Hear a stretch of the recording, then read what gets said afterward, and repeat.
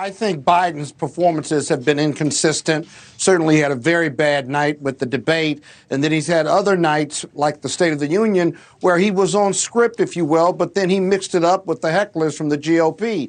And so it's a very inconsistent performance. The White House and a lot of the leading Dems would have you believe that this is a one-off. Well, okay, if you're a one-off, and I'm a big contributor to the DNC and to the Biden-Harris campaign, then get him out there. Get him out there unscripted, right? Let him take some questions from reporters. Let him do some town hall meetings. Let him do one-on-ones unscripted, and let him run through the park or bike through the park. You've got to get a hold of this story, and to get a hold of it, you've got to push back with action, not just rhetoric. Let me ask you, Scott. They're taking too long to do it because that's why those articles are coming out now. Before I go to Nan, right, if he's going to do the Stephanopoulos interview at a news conference next week, they say will be solo. So say that's your test, and he doesn't pass it with flying colors. You think they should replace him on the ticket, it sounds like. Is that fair?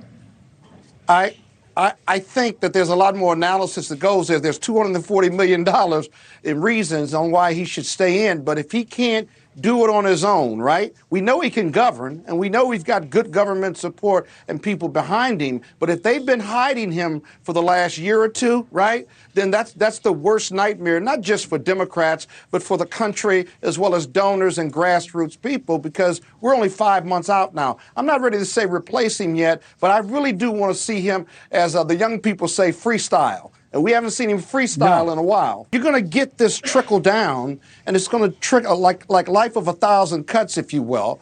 But that's because the DNC and the White House don't have a game plan. At least they don't appear to have one. Right. You're saying there's no plan B right now. You don't think there really is, for all this talk about there is no legit plan B.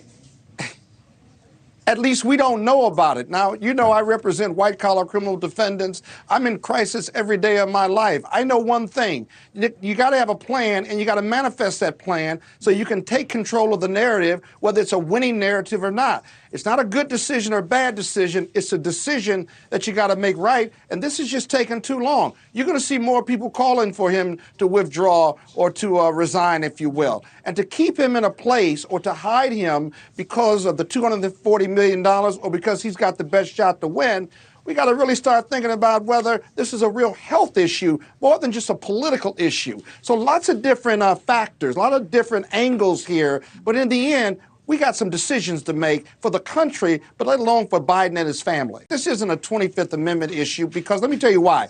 Because I've talked to Biden one-on-one when he was at Morehouse College. I've watched him. I know others who have engaged with him without a teleprompter, and he's quite engaging and really sharp, if you will. And so whether he can do a debate, right, I'm concerned about how it manifested itself. See, his age isn't the real issue. It's how his age is manifesting itself, his delivery, his manner, not necessarily his walk. And so that's very concerning. But from a one-on-one standpoint of the ability to lead and to make decisions, I haven't seen anything that says this should trigger the 25th Amendment. Politics is one thing, campaigning is one thing.